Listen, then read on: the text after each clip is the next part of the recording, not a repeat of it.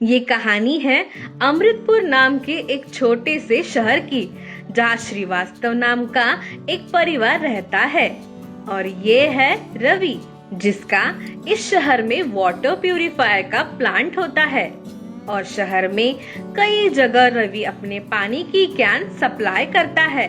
रवि के पिता दयाराम जी एक समाज सेवक होते हैं, जो हमेशा दूसरों की मदद किया करते हैं। एक अच्छे समाज सेवक होने के कारण उनकी शहर में लोग बहुत इज्जत करते हैं। रवि को भी इस बात से बहुत खुशी मिलती थी। और रवि भी अपने पिता की तरह ही ईमानदार और स्वाभिमानी व्यक्ति था। वो अपने काम में कभी भी कोई लापरवाही या हेराफेरी नहीं करता था। रवि समय समय पर अपने प्लांट की सर्विसिंग करता, जिससे हमेशा पानी की शुद्धता बनी रहती थी। और इसी कारण शहर में काफी लोग रवि से ही पानी की कैन खरीदते थे। दयाराम जी को रवि पर बहुत अभिमान था, क्योंकि वो मानते थे कि जल ही जीवन है और उनका बेटा लोगों तक शुद्ध पानी पहुंचाता था। लेकिन उन्हें अब रवि की शादी की चिंता होने लगती है और रवि की भी शादी की उम्र हो चुकी थी। एक दिन रवि के पिता रवि से कहते हैं, बेटा रवि, मेरे मन में कुछ दिनों से एक बात चल रही है। जी पिताजी, कहिए, कुछ परेशानी तो नहीं?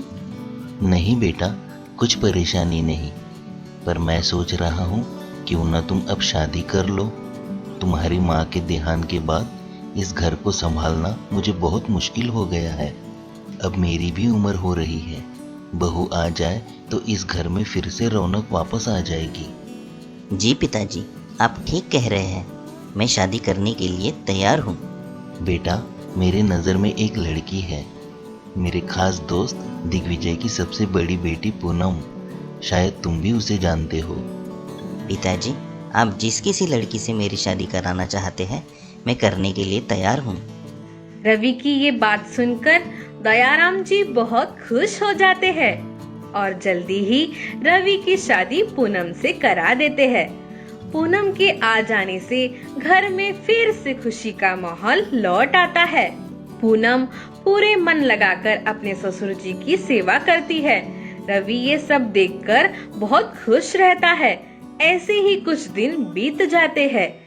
सब कुछ ठीक चल रहा होता है कि एक दिन अचानक रवि के कार का एक्सीडेंट हो जाता है और लोग उसे तुरंत ही हॉस्पिटल ले जाते हैं।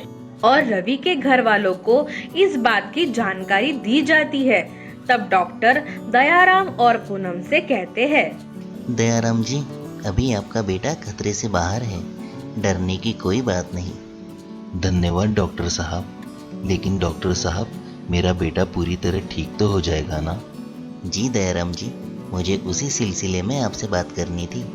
दरअसल बात ये है कि रवि के हाथों में काफ़ी ज़्यादा चोट लगी है, जिस वजह से रवि आने वाले 1 साल तक कुछ काम नहीं कर पाएगा।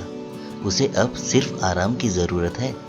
2 दिन बाद आप रवि को घर ले जा सकते हैं। डॉक्टर की ये बात सुनकर दयाराम जी बहुत चिंता में पड़ जाते हैं। अपने सासू जी को ऐसी हालात में देखकर पूनम कहती है, पिताजी, आप अपना मन दुखी मत कीजिए। हम दोनों मिलकर रवि की सेवा करेंगे और उन्हें जल्द से जल्द ठीक करने की कोशिश करेंगे। बहू की ये बात सुनकर दयाराम जी की हिम्मत और हौसला बढ़ जाता है। 2 दिन बीत जाते हैं और अब रवि भी घर वापस आ जाता है। और घर आते ही रवि अपने पिताजी और पत्नी से कहता है, पिताजी, पूनम, मुझे माफ़ करना। मेरी वजह से आप दोनों को बहुत परेशानी उठानी पड़ी। ये आप क्या कह रहे हैं? ऐसा बोलकर हमें शर्मिंदा मत कीजिए।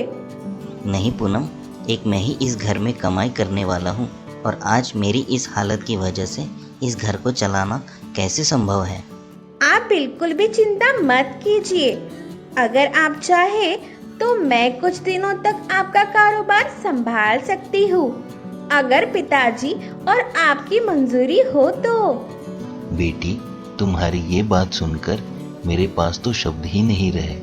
मेरा तो भाग्य खुल गया जो मुझे ऐसी बहू मिली। बेटा रवि, पूनम ठीक कह रही है, तुम बिल्कुल चिंता मत करो और कुछ दिनों के लिए कारोबार की सारी जिम्मेदारी पूनम को सौंप दो। जी पिताजी, आप दोनों को जैसा ठीक लगे। ऐसा कहकर रवि पूनम को अपने वाटर प्लांट की पूरी जानकारी देता है और अगले ही दिन से पूनम प्लांट संभालना शुरू कर देती है। प्लांट में रवि का एक कर्मचारी होता है जिसका नाम महेश होता है। महेश कई सालों से रवि के प्लांट में काम करता है, जिस वजह से उसे प्लांट की सारी जानकारी रहती है। महेश पूनम की प्लांट संभालने में काफी मदद करता है। ऐसे ही कुछ दिन बीत जाते हैं और प्लांट के सर्विसिंग की बारी आती है। तभी पूनम महेश से कहती है, महेश, कल हमारे प्लांट में सर्विसिंग कंपनी से कुछ लोग आने वाले हैं, तो जो कुछ भी खर्चा लगेगा मुझे बता देना। जी मैडम। मैडम, आप कहे तो मैं एक बात बोलूं? हाँ महेश, कहो, क्या बात है? मैडम, रवि साहब ने पिछले महीने ही प्लांट की सर्विसिंग कराई थी। अगर आप इस महीने सर्विसिंग नहीं भी कराते हैं तो चल जाएगा। लेकिन महेश, रवि ने तो कहा था हर महीने प्लांट की सर्विसिंग करना जरूरी है। मैडम, कोई ज़रूरी नहीं है हर महीने सर्विसिंग कराई जाए। आप चाहे तो 3 महीने में एक बार भी सर्विसिंग करा सकते हैं। आपके काफ़ी पैसे बच जाएंगे। आप हर महीने कम से कम 50,000 रुपये बचा सकती हैं। लेकिन महेश, ऐसा करने से पानी की शुद्धता कम हो जाएगी। अरे मैडम, इतना शुद्ध पानी पिलाकर भी रवि साहब ने कौन से बहुत पैसे कमा लिए हैं। मैंने उन्हें भी कई बार समझाने की कोशिश की, लेकिन वो है कि मेरी बात को मानते ही नहीं। लेकिन आप मुझे उनसे ज़्यादा समझदार लगते हो। महेश की ये सब बात सुनकर पूनम के मन में लालच आ जाता है और वो महेश से कहती है, लेकिन महेश, रवि को ये बात पता चल गई तो वो मेरी इस बात पे बहुत नाराज हो जाएंगे। आप बिल्कुल चिंता मत कीजिए मैडम, रवि साहब को इस बात का कभी पता नहीं चलेगा। लेकिन मैडम, ध्यान रहे, इन सब से मुझे भी मुनाफा होना चाहिए। तुम बिल्कुल भी चिंता मत करो महेश, तुम्हारा भी काफी मुनाफा होगा। बस ध्यान रहे, रवि को ये बातें पता नहीं चलनी चाहिए। जी मैडम, आप निश्चिंत रहिए। ऐसा कहकर महेश अगले दिन सर्विसिंग करने आने वाले लोगों को आने से मना कर देता है और प्लांट से अभी भी लोगों तक पानी की कैन पहुंचाना जारी रहता है। ये सिलसिला काफी दिनों तक चलते रहता है। पूनम सर्विसिंग के बचे पैसे में से कुछ पैसे महेश को दिया करती और जब भी रवि पूनम को प्लांट के बारे में पूछता तब पूनम रवि को हमेशा झूठ कहती कि प्लांट में सब कुछ ठीक चल रहा है। ऐसे ही पूनम और महेश का लालच दिन ब दिन बढ़ते जाता है और अब पूनम प्लांट की सर्विसिंग और भी देर से करना शुरू कर देती है और लोगों तक पानी की कैन पहुंचाना जारी रखती है। कुछ दिन और बीत जाते हैं। एक दिन शहर के एक बैंक के सभी कर्मचारी अचानक से बीमार पड़ जाते हैं। ऐसा होते ही सभी को हॉस्पिटल में भर्ती किया जाता है और सभी का टेस्ट किया जाता है। तभी डॉक्टर बैंक मैनेजर को बताते हैं कि उन्हें ये बीमारी खराब पानी के वजह से हुई है। तब मैनेजर को ये समझ में आ जाता है कि बैंक में आए पानी की कैन की वजह से कर्मचारी बीमार पड़े हैं। मैनेजर तुरंत ही पुलिस में रवि के प्लांट की शिकायत दर्ज करते हैं और पुलिस प्लांट पर छापा मारती है और पूनम को गिरफ्तार करती है। और ये सब घटना का पता चलते ही रवि अपने पिताजी के साथ थाने पहुंच जाता है और इंस्पेक्टर रवि से कहते हैं, रवि साहब, ये क्या कर दिया आपकी पत्नी ने? आपके सालों की कमाई हुई इज्जत को एक ही दिन में मिट्टी में मिला दिया। मैं बहुत शर्मिंदा हूँ इंस्पेक्टर साहब। मैं तो अब किसी से माफ़ी भी नहीं मांग सकता, लेकिन फिर भी मैं आपसे दरखास्त करता हूँ कि मेरी पत्नी को जमानत पे छोड़ दे। रवि साहब, मैं आपकी बहुत इज्जत करता हूँ। आप कहते हैं तो मैं पूनम जी को जमानत पर छोड़ देता हूँ। ऐसा कहकर इंस्पेक्टर पूनम को रिहा कर देते हैं और पूनम से कहते हैं, पूनम जी, मैं आपसे कुछ कहना चाहता हूँ। मैं दयाराम जी और रवि साहब को कई सालों से जानता हूँ। उन दोनों ने अपना सारा जीवन ईमानदारी और स्वाभिमान से जिया है और आज सभी लोग इसी वजह से उनकी बहुत इज्जत करते हैं। और आप तो उस परिवार की बहू है। लोग जितना सम्मान इन्हें देते हैं उतना ही सम्मान आपको भी दिया जाता है। लेकिन हमारा छोटा सा लालच हमें लोगों की नज़रों में गिरा देता है। सही रास्ते पर चलना मुश्किल है, परंतु जीवन भर सही रास्ते पर चलना उससे भी कई ज्यादा मुश्किल होता है। पूनम जी, गलतियां हर इंसान से होती है, परंतु जो इंसान अपनी गलती सुधार कर आगे बढ़ता है वही सच्चा इंसान होता है। इंस्पेक्टर की ये बातें सुनकर पूनम को अपनी गलती पर बहुत पछतावा होता है और वो सभी से कहती है, मुझे मेरी गलती का एहसास हो गया है। मैं सभी से माफी मांगती हूँ। कृपया मुझे माफ कर दीजिए। कोई बात नहीं बेटी, गलती हर इंसान से होती है। हाँ पूनम, मैंने भी तुम्हें माफ कर दिया। ऐसा कहकर रवि अपने परिवार के साथ वापस घर लौट जाता है और अगले ही दिन से अपने प्लांट पर वापस काम शुरू कर देता है। पूनम भी रवि का साथ देने लगती है। महेश भी रवि से माफी मांगता है और रवि भी उसे माफ कर देता है और इस तरह धीरे धीरे रवि फिर से अपने प्लांट को शुद्ध पानी की तरह एक नई पहचान देता है। तो दोस्तों, आपको इस कहानी से क्या सीख मिली, ये हमें कमेंट बॉक्स में कमेंट करके जरूर बताएं। और हाँ, हमारे चैनल को लाइक, शेयर और सब्सक्राइब करना ना भूले। तो चलिए दोस्तों, अगली बार फिर मिलते हैं एक नई कहानी के साथ। तब तक के लिए गुड बाय।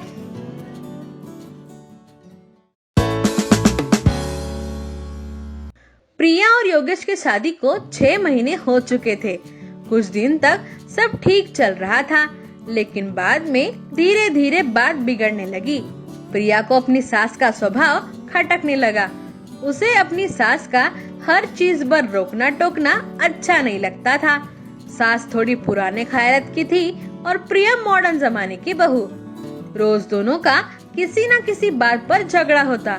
योगेश भी यही सोचता था कि समय के साथ सब ठीक हो जाएगा, लेकिन दिन, महीने और साल बीत गए, लेकिन प्रिया और उसके सास के संबंध में कोई सुधार नहीं आया। हर बार सास प्रिया को किसी न किसी बात पर टोकती और प्रिया उसका उल्टा जवाब देती। बहू, इतने दिन हो गए तुम्हें यहाँ आए हुए, लेकिन तुमने अब तक कुछ काम नहीं सीखा।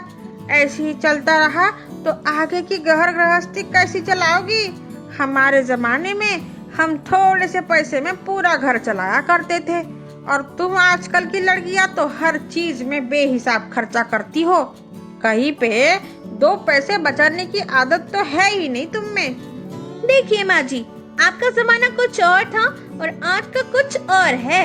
इस महंगाई के जमाने में कहाँ से बचत होगी? और मेरा काम करने का तरीका जैसा भी है ठीक है। कृपया आप मुझे टोका मत कीजिए। मुझे जैसा आता है मैं वैसा ही करूँगी। इस तरह दोनों की हमेशा तू मैं चलती रहती और कोई भी पीछे नहीं हटता। दिन ब दिन हालात और भी खराब होते चले जा रहे थे। प्रिया को अपनी सास अभी फूटी आंख न सुहाती। ऐसे ही एक दिन दोनों में किसी बात को लेकर तीखी बहस हो गई। देखो बहू, तुम्हारी जुबान कुछ ज्यादा ही लंबी होती जा रही है। हर वक्त मुझसे जुबान लड़ाती रहती हो। लगता है बड़ों को लिहाज करना तुम्हें कभी सीखा ही नहीं। दूसरों के सामने सम्मान देना तो दूर की बात है, उनके सामने तो उल्टा जवाब देती हो। हाँ देखो प्रिया, मैं बहुत दिनों से देख रहा हूँ तुम्हारा माँ के साथ बर्ताव ठीक नहीं है। अरे वो जो कुछ भी कहती है हमारे भले के लिए ही कहती है। इस तरह अपने पति को माँ का पक्ष लेते हुए देख प्रिया का गुस्सा 7वें आसमान पर पहुँच जाता है और वो सबसे झगड़ा करके अपने मायके चले जाती है। मायके पहुँचते ही प्रिया ने अपनी पिता को सारी घटना विस्तार से बताई और रोने लगी। प्रिया के पिता डॉक्टर दयानंद एक आयुर्वेदिक डॉक्टर थे। वो अपनी बेटी की सारी बातें शांत होकर सुन रहे थे। तभी प्रिया अपने पिता से कहती है, पिताजी, अब मैं तंग आ चुकी हूँ। अब मुझे वहाँ नहीं रहना। या तो आप मुझे ऐसी कोई दवा बनाकर दीजिए जिससे मेरी सासू माँ बीमार पड़ जाए और हमेशा के लिए खामोश हो जाए और मुझे उससे छुटकारा मिल जाए।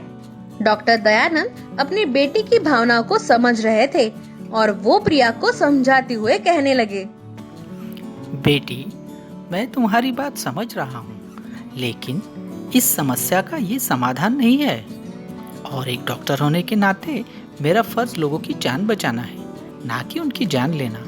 और ऐसा करने पर अगर किसी को शक हुआ तो इसका तुम्हें कठोर दंड मिल सकता है और साथ मुझे भी ऐसा करना ठीक नहीं है बेटी।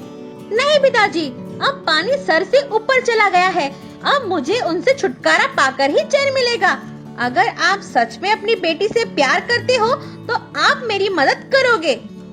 आखिर डॉक्टर दयानंद अपनी बेटी के जिद के आगे घुटने टेक देते हैं और कुछ सोच विचार कर बोले, ठीक है बेटा, मैं तुम्हें दवा बनाकर दूंगा, लेकिन मैं जैसे कहता हूँ तुम्हें वैसे ही करना होगा, क्योंकि मैं नहीं चाहता कि तुम्हें हवालात की हवा खानी पड़े।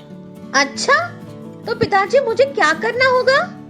डॉक्टर दयानंद प्रिया को एक डिबिया में पाउडर बनाकर देते हैं और कहते हैं, देखो बेटी, इसका बहुत संभाल के उपयोग करना।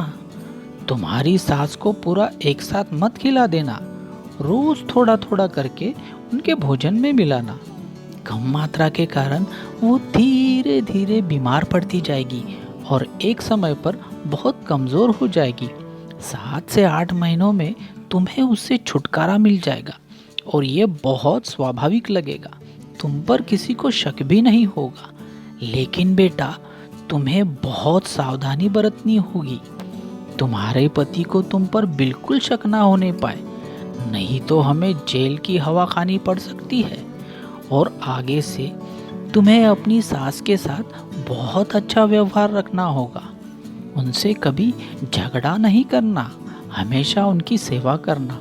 अगर वो तुमको किसी बात के लिए टोके तो चुपचाप उनकी बात मान लेना, कभी उनको पलटकर जवाब मत देना। क्या तुम्हें मंजूर है? प्रिया मन ही मन सोचती है, कुछ ही महीनों की तो बात है, बाद में सास से छुटकारा मिल ही जाएगा। और वो पिता को आश्वस्त करती है कि वो ऐसा ही करेगी और वो दवाई की डिबिया अपने साथ लेकर वापस अपने ससुराल आ जाती है। अगले दिन से ही प्रिया अपना काम शुरू कर देती है।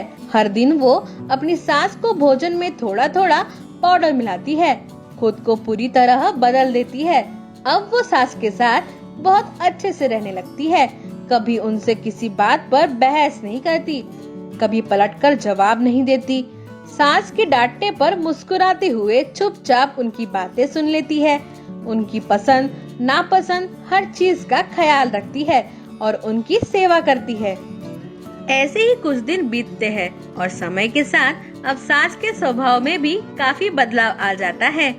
बहू अब उनके हर बात को बहुत सम्मान देती थी, डांटने पर भी कभी पलटकर जवाब नहीं देती। ये सब देखकर सास बहू को डांटना और हर बात पर टोकना कम कर देती है। उसका अपने प्रति इतना मान सम्मान और सेवा भाव देखकर सास उसे मन से आशीर्वाद देती है। इसी तरह 5 महीने बीत गए। प्रिया ने अभी भी सास को भोजन में पाउडर मिलाना जारी रखा था, परंतु इस दौरान घर का माहौल पूरी तरह बदल चुका था। अब घर पे कोई रिश्तेदार या पड़ोस की कोई महिलाएं आती, सास बहू की तारीफ करते ना थकती।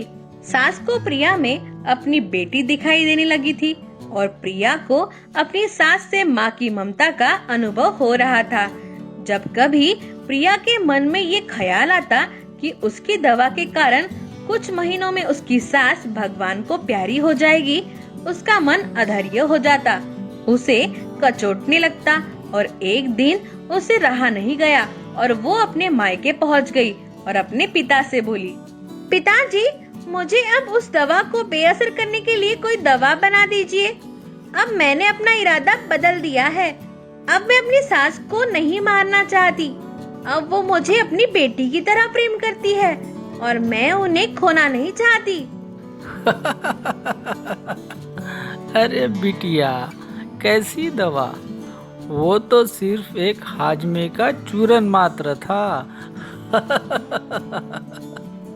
तो दोस्तों, आपको ये कहानी कैसी लगी ये हमें कमेंट बॉक्स में कमेंट करके जरूर बताएं। और हाँ, हमारे चैनल को लाइक, शेयर और सब्सक्राइब करना ना भूले। तो चलिए दोस्तों, अगली बार फिर मिलते हैं एक और नई कहानी के साथ। तब तक के लिए goodbye, stay home, stay safe.